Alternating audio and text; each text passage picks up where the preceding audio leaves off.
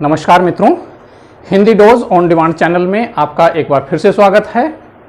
Channel शुरू करने से पहले, हम ये वीडियो बनाने से पहले निवेदन करते हैं आपसे कि आप हमारे इस वीडियो को सब्सक्राइब कीजिएगा, लाइक कीजिएगा, शेयर कीजिएगा और हमें यह जरूर बताइएगा कमेंट करके कि हमारा ये वीडियो आपको कैसा लग रहा है इसमें और आप किस तरह का सुधार इसमें चाहते हैं। तो मित्रों, हम पिछले वीडियो से लगातार संधि पर काम कर रहे हैं और व्यंजन संधि हम इस समय पढ़ रहे हैं।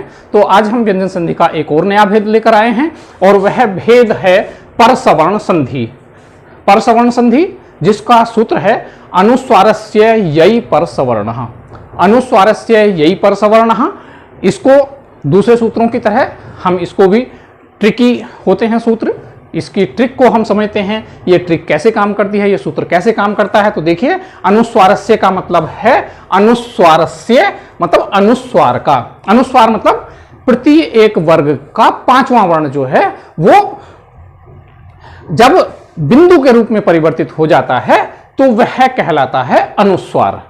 तो अनुस्वारस्य यै परसवर्णः, तो अनुस्वार आप समझ गए कि अनुस्वार का, और यही जो है, यही का मतलब है य प्रत्याहार, और य प्रत्याहार में श, श, स, ह इन चार वर्णों को छोड़कर जितने भी व्यंजन वर्ण हैं, का से लेकर यारा ला व तक जितने भी वर्ण हैं वो सारे के सारे इस य प्रत्याहार के अंतर्गत आते हैं। तो हम मित्रों यहां हम अब इसको जो नियम बनता है वह यह बनता है अनुस्वारस्य यै परसवर्णः का, कि अगर पहले वाले शब्द में यह अनुस्वार है, पहला वाला वर्ण जो है वो, देखिए ये अनुस्वार बिंदी के रूप में हम इसको शांतः को ऐसे भी लिख सकते हैं, शांतः ऐसे भी, देखिए ऐसे ये सब अनुस्वार के रूप में भी लिखे जाते हैं।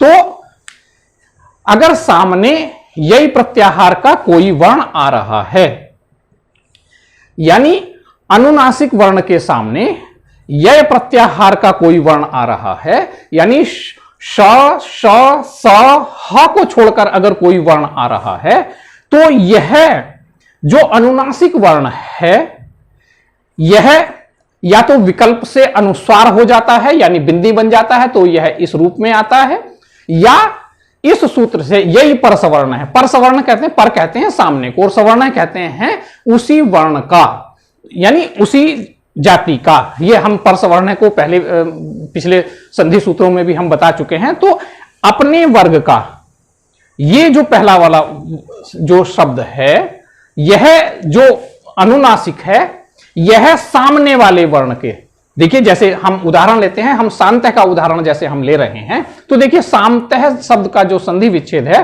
वो बनता है साम जमा तह।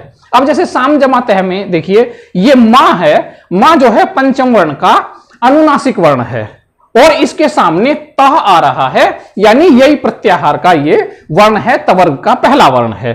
तो इस अनुसार के अनुसार यानी अनुनासिक को, इस अनुस्वार वर्ण को जो है, अनुनासिक वर्ण को य प्रत्याहार सामने होने पर, ये वाला होने पर, इस अपने सामने वाले वर्ग के, तो सामने वाला वर्ग है तवर्ग, तो इस वर्ग का पंचम वर्ण हो जाता है। वो तो इसका पंचम वर्ण होगा ता था द ध न, तो इसी उस वर्ग का जो है परसवर्ण हो जाता है, यानी सामने वाले वर्ण का, परम कहते हैं सामने, और सामने वाले वर्ग की जाति का जो पंचम वर्ण है जो अनुनासिक है वह हो जाता है, यानी सामने वाले वर्ण की का जो है वह अनुनासिक हो जाता है। तो देखिए इसका हम अब ये उदाहरण से देखिए ज्यादा स्पष्ट हो जाएगा। शांत है हमने वर्ण लिया तो साम जमा तह इसका संधि विच्छेद होता है, और इसके अनुसार इसको हम इस वाले वर्ण का यानी ता का जो है वो पंचम वर्ण हम करते हैं। तो देखिए ये हमने किया तो ये हो गया सान और ये हो गया तहा, और जब हम इसको मिलाकर लिखते हैं तो ये बन जाता है शांत है।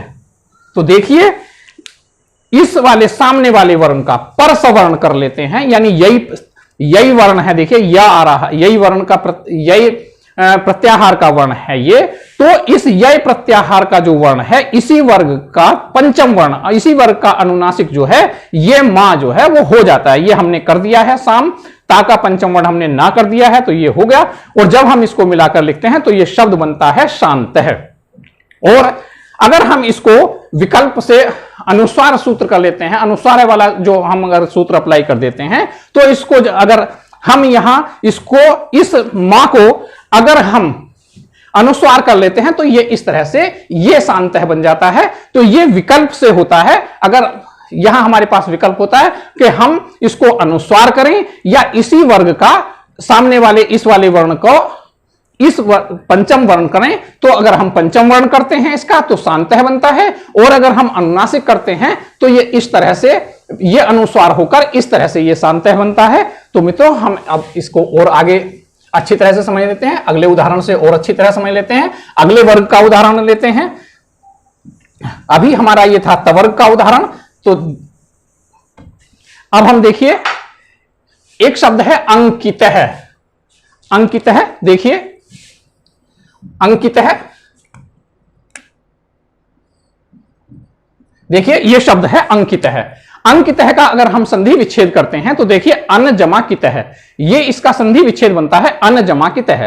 अब देखिए अन में जो है ना आ रहा है, यह तवर्ग का अनुस्वार है, तो और इसके सामने यही प्रत्याहार यानी यही प्रत्याहार का जो वर्ण है वो का आ रहा है, कवर्ग का पहला वर्ण है। क्योंकि यही प्रत्याहार में जो है वो श स स ह को छोड़कर जितने भी वर्ग आते हैं जो व्यंजन वर्ण है उन सबको यह प्रत्याहार के अंतर गिनाया जाता है। तो देखिए का आ रहा है, तो क्या होता है कि इस वाले अनुनासिक को परसवर्ण सामने वाले वर्ण के वर्ग का अनुनासिक वो हो जाता है। तो सामने है का, तो का जो पंचम वर्ण है, का जो कवर्ग का जो अनुनासिक है वो देखिए ये है अंग है। हम इसको करते हैं तो ये देखिए ये हो जाता है, ये हमने सामने वाले वर्ग का यानी इस का परसवर्ण हमने किया, तो ये हमने कर दिया है। देखिए ये कर दिया अंग, और ये सामने कितः हो जाता है। तो देखिए ये हमने कितः कर दिया है। और जब हम इसको मिलाकर लिखते हैं तो ये देखिए ये शब्द बन जाता है हमारा अंकितः। ये शब्द बन जाता है हमारा अंकितः। और हम इस अंकितः को ऐसे भी लिख सकते हैं, और हम इस अंकितः को ऐसे भी लिख सकते हैं, ऐसे भी लिख सकते हैं। देखिए ऐसे भी हम इस अंकितः को लिख सकते हैं। तो देखिए ये हमने मिला लिया है। और अगर हम इसमें विकल्प से अगर इसको अनुस्वार करना चाहें, इसको इस ना को हम ये पंचम वर्ण सामने वाले वर्ग का जो है अगर हम परसवर्ण नहीं करना चाहते हैं, नहीं करते हैं, अनुस्वार संधि का मोह अनुस्वार का हम अगर हम अगर इसको अनुस्वार विकल्प से अगर करते हैं तो ये देखिए इसको अन को ना को जो है वो अनुस्वार हो जाता है, और ये शब्द हमारा बन जाता है इस तरह से। अनुस्वार होने की स्थिति में अनुस्वार जब हम करते हैं तो देखिए ये शब्द हमारा अंकितः बन जाता है। तो हम चाहे अंकितः ऐसे लिखें चाहे अंकितः ऐसे लिखें, दोनों एक ही बात है, मगर दोनों में जो मूल अंतर है वो यही है कि हमने इसमें ना को जो है वो अनुस्वार कर लिया है, और यहां हमने ना को जो है कवर्ग का पंचम वर्ण कर लिया है। इस तरह से यह अंकितः अनुस्वार होने पर इस तरह लिखा जाएगा, और इसका पंचम वर्ण होने पर अंकितः जो है वो इस तरह से लिखा जाएगा। तो देखिए मित्रों अब हम एक और उदाहरण आगे चलते हैं, एक और उदाहरण लेते हैं जिसमें सामने जो है वो ठवर्ग का हम उदाहरण लेंगे। सामने ठवर्ग का उदाहरण हम अगर हम लेते हैं तो देखिए हम एक उदाहरण लेते हैं कुंठित है। कुंठित शब्द आपने पढ़ा होगा, कुंठित। कुंठित शब्द में भी दो शब्द मिलकर बने हैं। देखिए यह है कुन जमा ठित है। इस शब्द का जो हम संधि विच्छेद करते हैं तो यह कुंठित है बनता है, कुंठित है बनता है। कुंठित में आप देख रहे हैं ये ना है, यह प्रत्याहार का वर्ण है चूंकि तवर्ग का पंचम वर्ण है, नय है, और सामने ठा आ रहा है। देखिए सामने जो है वो ठा आ रहा है, ये ना है अनुस्वार है, सॉरी अनुनासिक है, और सामने ठा आ रहा है। अब ठा को सामने यह प्रत्याहार होने पर, सामने यह प्रत्याहार होने पर इस वाले ना को, इस वाले वर्ण को, इस वाले जो ये अनुस्वार है, अनुनासिक वर्ण है, इसको इस वाले वर्ग का पंचम वर्ण हो जाता है और इसका पंचम वर्ण होता है ण। जैसे टा ठा ड ढ ण। तो इसको ये पंचम वर्ण हम जब करते हैं तो देखिए ये इसका जब हम पंचम वर्ण करेंगे तो देखिए ये होगा कुण जमा ठित है। देखिए ये इस तरह से इसमें बनेगा। ये हमने इसका सामने वाले वर्ग का परसवर्ण, यानी जो सामने वर्ण है उस वर्ग के पंचम वर्ण हम इस वाले अनुनासिक को हम कर लेते हैं। तो हमने इस वाले अनुनासिक को इस वाले वर्ग का अनुनासिक हमने कर लिया है। तो ये हो गया कुण जमा ठित है। तो कुण जमा ठित है जब हम इसको मिलाकर लिखेंगे तो ये शब्द ऐसे लिखा जाता है। देखिए ये शब्द जो है इस तरह से ये संधि होकर ऐसे बन जाता है, कुंठित है। और अगर हम इसको ना करके इसका सामने वाले उसका परसवर्ण अगर हम नहीं करते हैं और इसको अनुस्वार करते हैं विकल्प से, तो यह शब्द लिखा जाता है इस तरह से।